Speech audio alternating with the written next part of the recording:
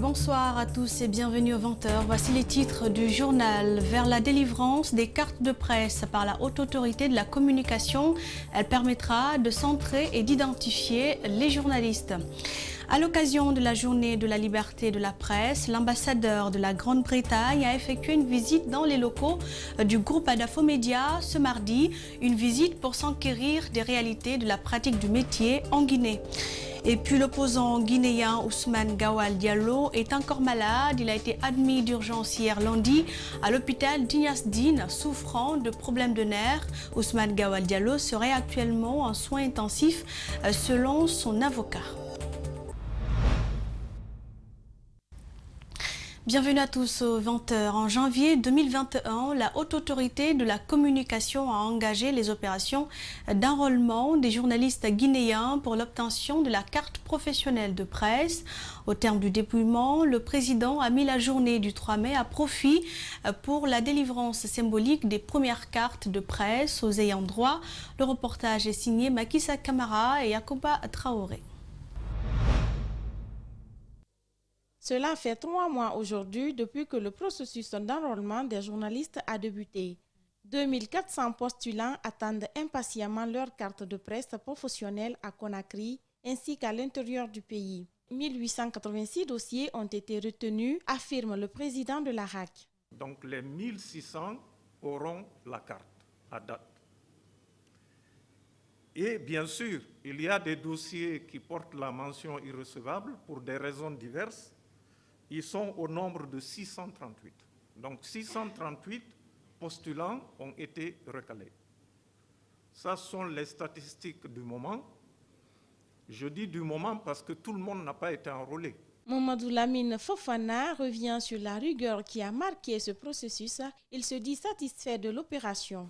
Monsieur le Président, Mesdames et Messieurs les journalistes, c'est le lieu de vous rappeler que cette carte de presse est dans votre vie professionnelle d'abord un document d'identification à partir duquel on saura désormais qui est journaliste, qui ne l'est pas. 2400, le chiffre n'est pas exhaustif et le président de la RAC, Boubacar Yassine Diallo, ne veut laisser personne pour compte. Il promet donc dans les jours à venir de procéder à l'enrôlement des journalistes des organes sans siège. Lorsque nous prenions fonction il y a quelques mois, nous avions promis de contribuer à l'assainissement de la presse. Et nous avions indiqué que le meilleur moyen que la loi nous offrait, c'était en particulier la carte de presse professionnelle. Et vous savez également qu'il y a, c'est une exception guinéenne, je me permets de le dire du haut de cette tribune, il y a des journaux qui n'ont pas de siège, mais qui utilisent des journalistes. Or, nous recherchons plutôt des journalistes. À l'occasion de la Journée internationale de la liberté de la presse, une remise symbolique a eu lieu au siège de la RAC. La Haute Autorité de la Communication invite les autorités administratives et judiciaires ainsi que celles sécuritaires à veiller à ce que les détenteurs de la carte professionnelle puissent travailler librement. Et nous restons dans le même cadre, une première en tout cas dans son agenda en Guinée.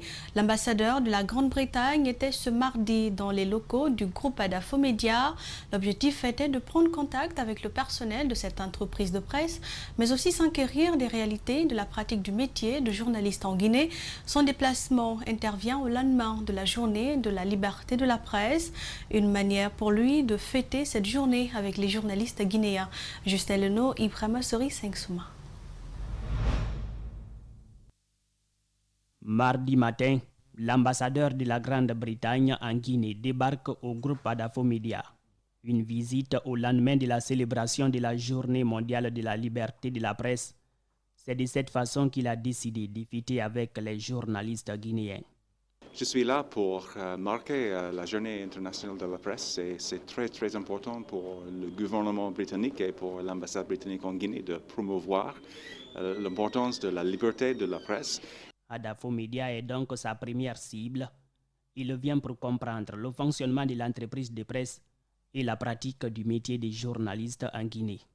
Et je suis beaucoup plus informé maintenant. Et je voudrais dire merci pour votre partenariat avec l'ambassade pendant une longue période. Nous avons de bonnes relations et je peux que les relations avec les journalistes et avec vous peut continuer. Au programme, une visite guidée, des échanges avec le personnel du groupe Adafomedia sur la recherche, la collecte, le traitement et la diffusion des informations. Je vais essayer de renforcer les bonnes relations avec les médias en Guinée. C'est très, très important pour nous de sensibiliser la population en Angleterre et même en Guinée sur l'importance de la liberté de la presse. Puis, des arrestations et détentions des journalistes pour erreurs professionnelles, l'ambassadeur a tout entendu.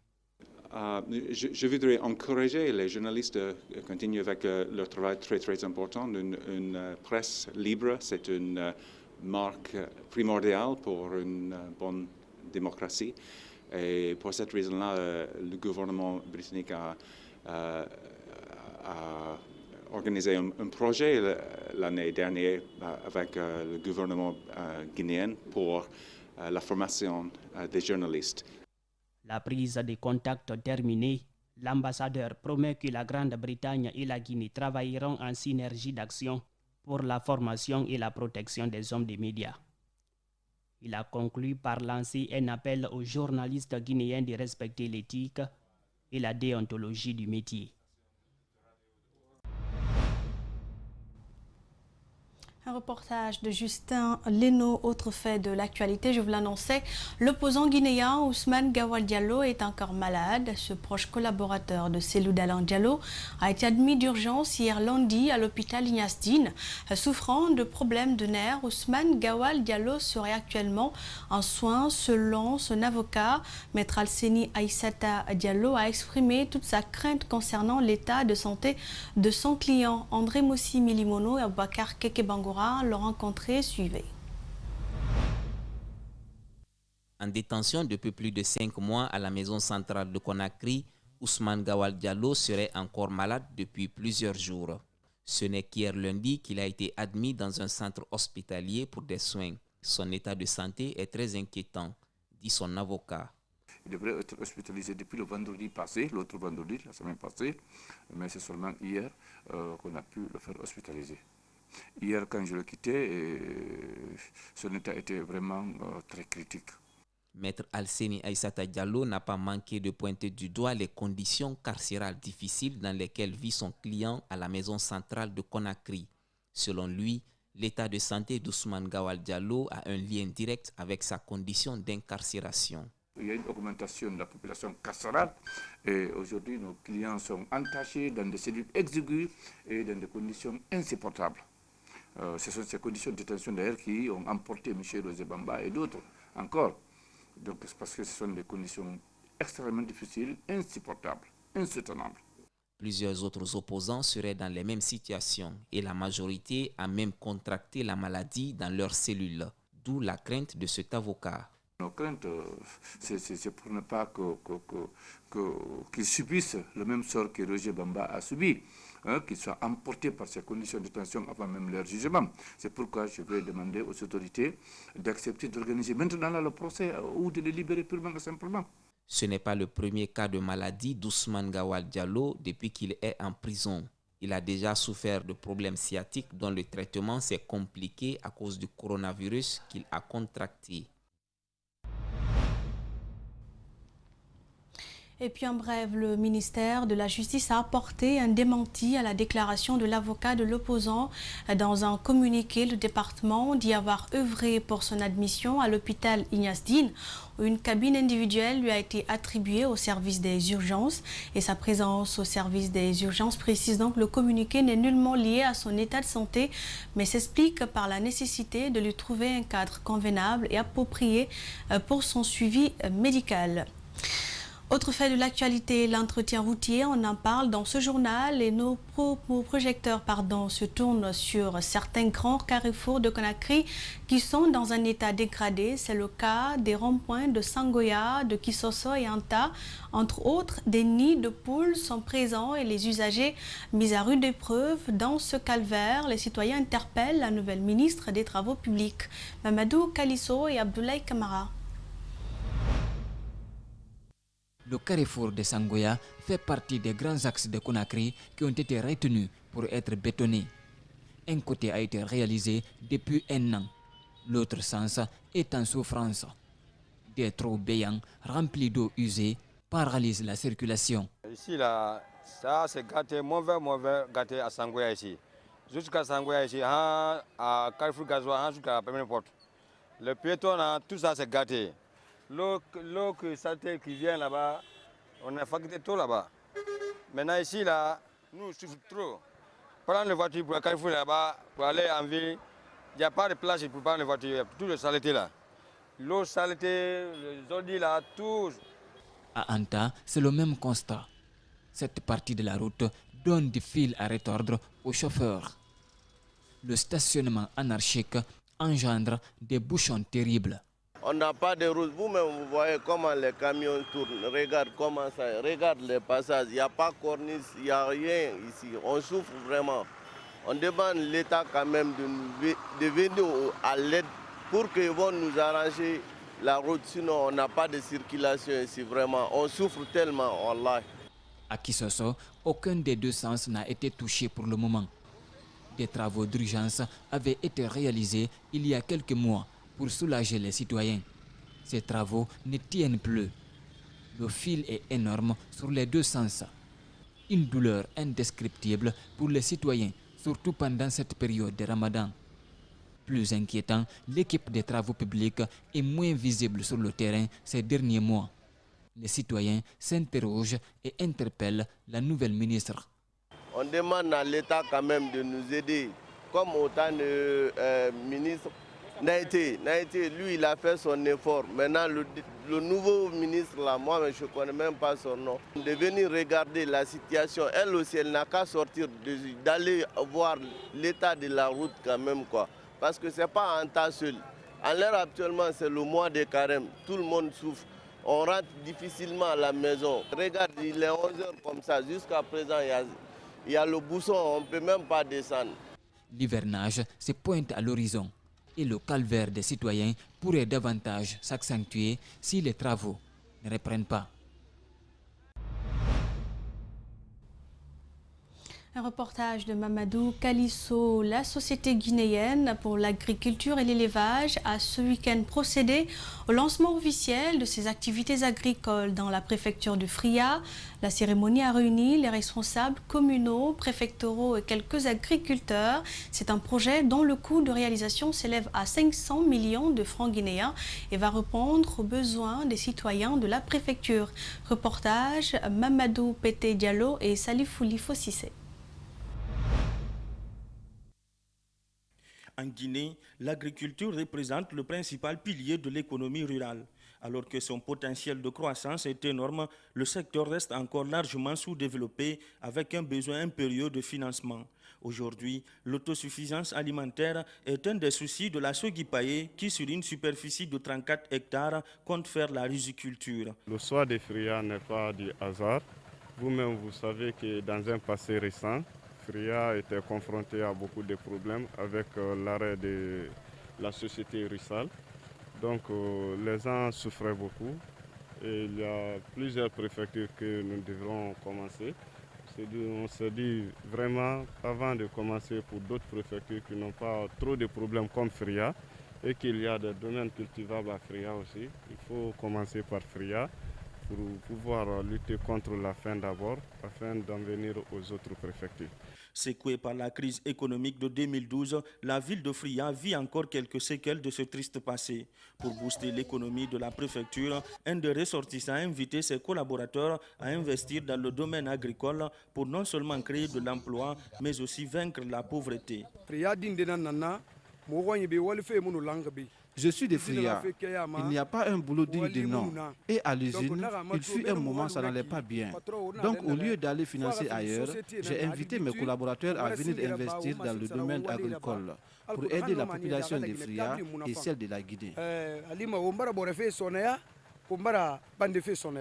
Déjà à l'intérieur du site, des travaux techniques pour le passage de l'eau ont déjà été réalisés.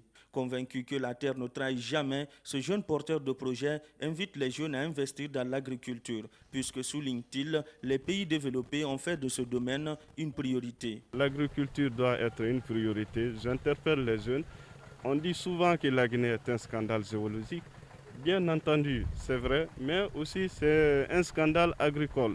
Ce qui fait qu'il faut privilégier les mines d'une part, mais d'autre part aussi, il ne faut pas oublier l'agriculture qui doit donner la subsistance non seulement aux mines, à tout développement. On ne peut pas parler de développement sans parler du secteur primaire. Les autorités préfectorales ont à bras ouverts accueilli le projet. Elles se disent prêtes à appuyer les initiateurs pour atteindre leurs objectifs. Mamadou Lamarana Diallo, préfet de Fria, estime d'ailleurs que ceci est un rapport direct avec la vision du chef de l'État. C'est le moment de se lever à monter des projets bancables, des projets agricoles que la préfecture elle-même va accompagner. Nous avons beaucoup de plaines dans notre préfecture ici qui sont vraiment cultivables. En tant que représentant de M. le Président de la République et nos techniciens de la direction préfectorale de l'agriculture les accompagnent, eux aussi, pour pouvoir réellement bien faire. Suite à l'interdiction des prières collectives nocturnes des 10 dernières nuits du Ramadan par le secrétariat général aux affaires religieuses, les réactions des fidèles musulmans n'ont pas tardé. Une déclaration du secrétariat qui est intervenue après sa concertation avec l'Agence nationale de sécurité sanitaire pour cause de Covid-19. Et ce mardi à Conakry, les citoyens se sont exprimés à nos micros. Suivez le reportage de Dina Bangoura et de Alseni Kamara. La déclaration du ministre secrétaire général aux affaires religieuses portant interdiction des prières collectives nocturnes de ces 10 derniers jours du Ramadan n'est pas du goût des fidèles musulmans interrogés. La plupart d'entre eux regrettent cette sortie de l'âge Ali Jamal Bangoura. Je ne comprends pas sa décision. L'année passée, il a fait. Cette année aussi, il a fait. Je ne sais pas s'il est là-bas pour défendre les musulmans ou il est là-bas pour défendre le gouvernement. La protection, ce n'est pas tout le monde qui met. Bon, certaines négligent ça, quoi. Après, pour eux, ce n'est pas important. Il est recommandé de faire ces prières ces 10 dernières nuits-là à la maison. C'est très recommandé dans l'islam. Donc, ce qui veut dire que ce n'est pas un interdit. Deuxièmement, c'est une prière surrogatoire. Ce n'est pas une prière obligatoire. Ce que j'exhorte aux premiers responsables religieux, ayons peur de Dieu. Je suis chrétienne, mais je n'ai pas aimé cette décision des autorités, car les prières sont importantes. Depuis l'arrivée de cette pandémie à coronavirus en Guinée, des mesures sont édictées à l'ensemble de la population afin de freiner la propagation du virus. Mais malheureusement, celles-ci sont foulées au sol par certains citoyens. Alors, pour plus de souplesse des autorités pendant ce mois de pénitence, cette fidèle fait une invite.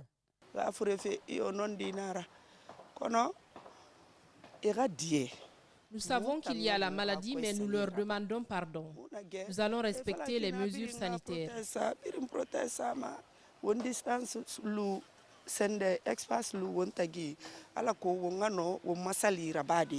Dimanche dernier, un match de football a réuni cette foule dans ce stade pour assister au Classico guinéen.